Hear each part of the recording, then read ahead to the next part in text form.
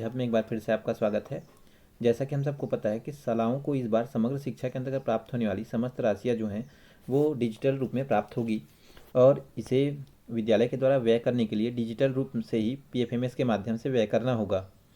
ऐसे में मैं आपको आज इस वीडियो के माध्यम से बताऊंगा कि हम किस प्रकार से विद्यालयों को प्राप्त होने वाली पीएफ राशि को पीएफएमएस के माध्यम से देयक के रूप में विभिन्न संबंधित व्यक्तियों को या संस्थाओं को किस प्रकार से भुगतान करें।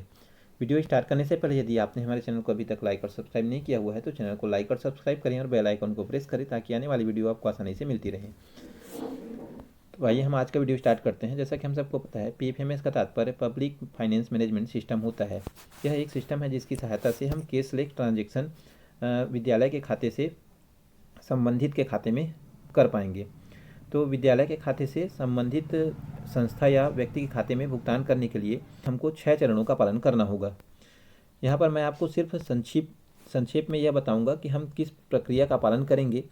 यदि आपको डिटेल में जानकारी चाहिए तो इन सभी स्टेप से संबंधित जो प्रोसेस की जानकारी है वो अलग अलग वीडियो में बनाई गई है, जिसका लिंक आप डिस्क्रिप्शन बॉक्स से प्राप्त कर सकते हैं और वहाँ से आप इसकी डिटेल जो जानकारी है वो प्राप्त कर सकते हैं। तो विद्यालय से किसी भी देयक के भुगतान करने के लिए सबसे पहले आपको जिले से यूज़र आईडी और पासवर्ड जो है वो प्राप्त करना होगा। जैसे ही आप जिले से यूज़र आईडी और पासवर्ड प्राप्त करते हैं इसके बाद आपको वहाँ पर लॉगिन करना होगा और लॉगिन करने के बाद आपको 2 काम करने होंगे, डाटा अपलोडर की आईडी बनाना और डाटा अप्रूवर की आईडी बनाना। एक बार यदि आप डाटा अपलोडर और डाटा अप्रूवर की आईडी बना लेते हैं इसके बाद आपको डाटा अपलोडर की आईडी से या डाटा ऑपरेटर की आईडी से लॉगिन करना होगा और लॉगिन करने के बाद आपको वेंडर या बेनिफिशियरी को जोड़ना होगा। वेंडर और बेनिफिशियरी जोड़ने के बाद डाटा जो ऑपरेटर रहेगा वो देयकों का भुगतान बनाएगा और देयक के भुगतान बनाने के बाद वह उसे डाटा अप्रूवर के पास अप्रूव करने के लिए सेंड करेगा। जैसे ही डाटा अप्रूवर देयकों को भुगतान के लिए अप्रूव करता है तो उसे पीपीए की 2 प्रति जो है वो प्राप्त करेगा और प्राप्त करने के बाद उसे हस्ताक्षरित करके बैंक को पेमेंट के लिए सेंड करेगा। जैसे ही बैंक जो है पेमेंट के लिए पीपीए जो है प्राप्त करता है वह संबंधित बेनिफिशियरी या वेंडर के खाते में जो पेमेंट है वो ट्रांसफ़र कर देता है। इस प्रकार से भुगतान की प्रक्रिया जो है विद्यालय से बेनिफिशियरी के अकाउंट में पीएफएमएस के माध्यम से हो जाता है। तो आइए मैं बताता हूँ आपको कि इन छह प्रोसेस को हम कैसे पूर्ण करें, किस प्रकार से हम पीएफएमएस में लॉगिन करें, किस प्रकार से डाटा अपलोडर बनाएं, किस प्रकार से बेनिफिशियरी को ऐड करना है और किस प्रकार से देयकों का भुगतान बनाना है, किस प्रकार से डाटा अप्रूवर उसे अप्रूव करेगा और किस प्रकार से पीपीए जो है वो प्राप्त करेगा। तो सबसे पहले मैं आपको बताता हूं कि हम किस प्रकार से पीएफएमएस में लॉगिन करें। पीएफएमएस में लॉगिन करने के लिए सबसे पहले आपको अपने मोबाइल के ब्राउज़र से एक एड्रेस जो है वो सर्च करना होता है www.pfms.nic.in। जैसे ही आप इस पेज पर सर्च करते हैं तो आपके सामने में कुछ इस प्रकार का जो पेज है वो ओपन हो जाता है। यहाँ पर आपको बाएं कोने पर बने हुए यहाँ पर लॉगिन बटन पर क्लिक करना होगा। जैसे ही आप यहाँ पर लॉगिन बटन पर क्लिक करते हैं तो आपके सामने में कुछ इस प्रकार का पेज जो है वो ओपन हो जाता है।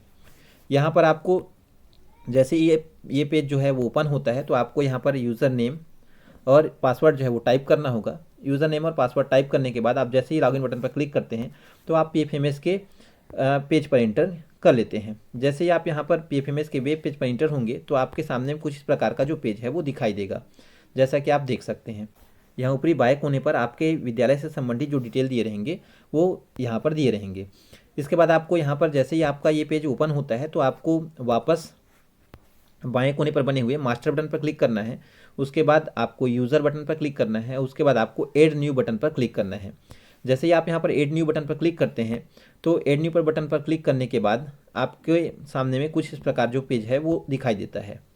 अब चूँकि मैं आपको यहाँ पर बताया था, अब यहाँ से हमारा दूसरा जो काम है वो स्टार्ट हो जाता है। दूसरा काम हमारा ये है पीएफएमएस में जाकर 2 आईडी बनाना, डाटा ऑपरेटर और डाटा अप्रूवर की आईडी बनाना। तो अब आइए मैं आपको बताता हूँ कि डाटा अपलोडर और डाटा अप्रूवर की आईडी जो है वो किस प्रकार से बनाते हैं। तो जैसे ही आप लॉगिन करते हैं तो लॉगिन करने के बाद आपके सामने में इस प्रकार का जो पेज है वो ओपन होता है। यहाँ पर आप मास्टर बटन पर क्लिक करेंगे, मास्टर यूज़र और उसके बाद ऐड न्यू। जैसे ही आप ऐड न्यू पर क्लिक करते हैं तो आपके सामने में कुछ इस प्रकार का पेज जो है वो ओपन होता है। इस पेज में सबसे पहले आपको यहाँ पर चयन करना है कि आप किसका आईडी जो है वो बनाना चाह रहे हैं। डाटा अप्रूवर की आईडी बनाना चाह रहे हैं या डाटा ऑपरेटर की आईडी बनाना चाह रहे हैं। यदि डाटा ऑपरेटर की आईडी बना रहे हैं तो डाटा ऑपरेटर को सेलेक्ट कर लीजिए और डाटा अप्रूवर की आईडी बना रहे हैं तो डाटा अप्रूवर को सेलेक्ट कर लीजिए। सेलेक्ट करने के बाद आपको संबंधित व्यक्ति की जो जानकारी है वो यहाँ पर भर देनी है, जैसे ईमेल आईडी हो गया, मोबाइल नंबर हो गया, या लॉगिन आईडी क्या बनाना है।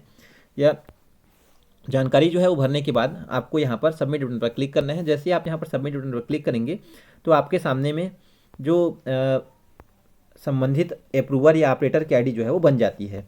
इसी प्रकार से यह प्रक्रिया को 2 बार करना है, क्योंकि एक बार आपको ऑपरेटर की आईडी बनानी है और दूसरे बार में आपको अप्रूवर की आईडी जो है वो बनानी है। इस प्रकार से आप बड़ी ही आसानी से ऑपरेटर और अप्रूवर की आईडी जो है वो बना लेते हैं। एक बार ऑपरेटर और अप्रूवर की आईडी बन जाने के बाद संबंधित जो आईडी और पासवर्ड रहेंगे वो ऑपरेटर या अप्रूवर की ईमेल आईडी पर प्राप्त होंगे। इस प्रकार से हमारा दूसरा स्टेप जो है वो पूर्ण हो जाता है। इसके बाद हमारा तीसरा स्टेप आता है कि हम किस प्रकार से ऑपरेटर की आईडी से वेंडर और बेनिफिशियरी को जोड़ें। तो वेंडर और बेनिफिशियरी जोड़ने के लिए आपको डाटा ऑपरेटर की लॉगिन आईडी का उपयोग करना होगा। इसके बाद आपको इस पेज से लॉग आउट हो जाना है और लॉग आउट होने के बाद वापस आपको फिर से लॉगिन करना होगा। इस बार लॉगिन जो है आप डाटा ऑपरेटर की आईडी से करेंगे। जैसे ही आप डाटा ऑपरेटर की आईडी से लॉगिन होते हैं तो आपके सामने में कुछ दूसरा पेज जो है वो ओपन होता है। इस प्रकार का पेज जो है वो ओपन होगा। जैसे ही इस प्रकार का पेज ओपन होगा तो वापस आपको यहाँ पर मास्टर बटन पर क्लिक करना है, जैसा कि आप यहाँ पर देख सकते हैं। और मास्टर बटन क्लिक करने के बाद आपको वेंडर पर क्लिक करना है और वेंडर पर क्लिक करने के बाद ऐड न्यू पर क्लिक करना है। इस प्रकार से आप डाटा ऑपरेटर के आईडी से वेंडर जो है वो जोड़ रहे हैं। वेंडर जोड़ने के लिए जैसे ही आप यहाँ पर क्लिक करते हैं तो आपके सामने में 3 बिंदुओं पर जानकारी मांगी जाएगी, इसके बारे में आप यहाँ पर देख लीजिए। तो वेंडर या बेनिफिशियरी जोड़ने के लिए देयकों का भुगतान जो है वो दो व्यक्तियों को किया जा सकता है। पहला भुगतान जो है वो बेनिफिशियरी को किया जाएगा। बेनिफिशियरी कहने का तात्पर्य है यदि किसी विद्यार्थी को हमको यदि लाभान्वित करना होगा तो इस स्थिति में उसे बेनिफिशियरी के रूप में ऐड किया जाएगा। और दूसरा जो रहेगा वो वेंडर होगा।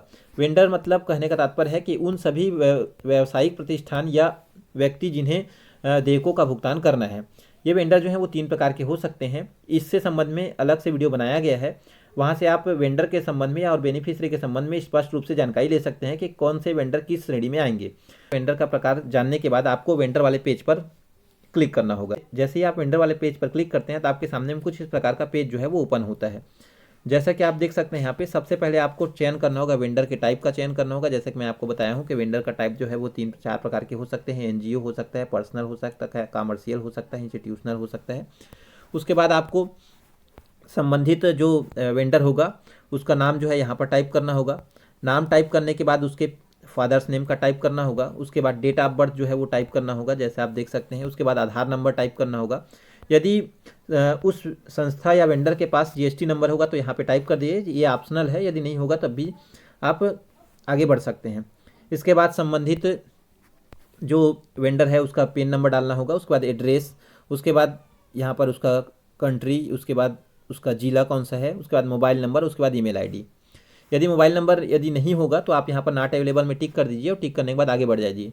लेकिन कोशिश करिए कि यहाँ पर यदि आपके पास मोबाइल नंबर हो तो यहाँ पर टिक कर दीजिए, क्योंकि भुगतान संबंधी मैसेज जो है उनके मोबाइल नंबर भी प्राप्त होगा। इस प्रकार से यहाँ पर आप एड्रेस, पिन कोड और फ़ोन नंबर डाल करके आगे बढ़ जाइए। जैसे ही आप आगे बढ़ते हैं तो अब यहाँ पर आपको उस वेंडर से संबंधित जो बैंक अकाउंट की जानकारी है वो देनी होगी कि वो संबंधित व्यक्ति का जो अकाउंट है किस बैंक में है और उसका अकाउंट नंबर क्या है।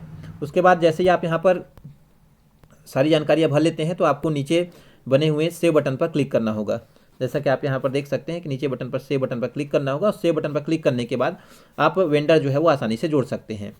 इस प्रकार से हमने तृतीय चरण जो है वो पूर्ण किया हुआ है कि किस प्रकार से हम डाटा ऑपरेटर के आईडी से वेंडर को जोड़ें। एक बार वेंडर जोड़ने के बाद अब आपको वापस बेनिफिशियरी को भुगतान करना होगा या वेंडर को भुगतान करना होगा। वेंडर का भुगतान भी डाटा ऑपरेटर के आईडी से ही होगा। डाटा ऑपरेटर के आईडी से वेंडर का भुगतान करने के लिए सबसे पहले आपको नीचे एक्सपेंडिचर पर जाना होगा। जैसा कि आप यहाँ पर देख सकते हैं कि एक्सपेंडिचर पर जाना होगा। एक्सपेंडिचर पर जाने के बाद ऐड न्यू बटन पर क्लिक करना होगा। जैसे ही आप ऐड न्यू बटन पर क्लिक करते हैं तो आपके सामने में कुछ इस प्रकार का जो पेज है वो ओपन हो जाता है, जैसा कि आप देख सकते हैं। एक्सपेंडिचर ओपन होने के बाद सबसे पहले आपको सेलेक्ट स्कीम करना है। सेलेक्ट स्कीम में आपको CT79 का चयन करना है। उसके बाद आपका प्रोजेक्ट क्या रहेगा। प्रोजेक्ट कहने का मतलब है किस कार्य के लिए या किस पर्पस के लिए या किस मद का उपयोग आप कर रहे हैं। उसके बाद एजेंसी का जो अकाउंट जो है वो डालना होगा आपको। उसके बाद एक्सपेंडिचर जो है वो किसके लिए कर रहे हैं वो, उसके बाद यहाँ पर एक्सपेंडिचर का जो आदेश होगा, किस आदेश के तहत आप संबंधित व्यक्ति को भुगतान कर रहे हैं वो, यहाँ पर आदेश की कॉपी जो है वो आपको अपलोड करनी होगी। उसके बाद आपको सैंक्शन डेट बताना होगा कि किस डेट को आपने इस देयक को भुगतान करने के लिए सैंक्शन कराया हुआ है। उसके बाद ट्रांजैक्शन डेट क्या होगा उसको डालना है, कितनी राशि जो है आपको प्रदान करनी है वो डालना होगा। इस प्रकार से आप संबंधित जो जानकारी है वो भर दीजिए। लास्ट में आपको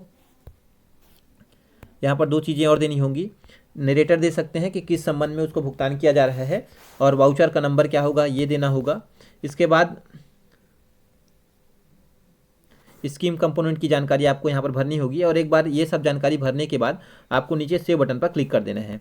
जैसे ही आप यहाँ पर सेव बटन पर क्लिक करते हैं तो इस प्रकार से संबंधित एक्सपेंडिचर का जो देयक है वो बनकर तैयार हो जाता है।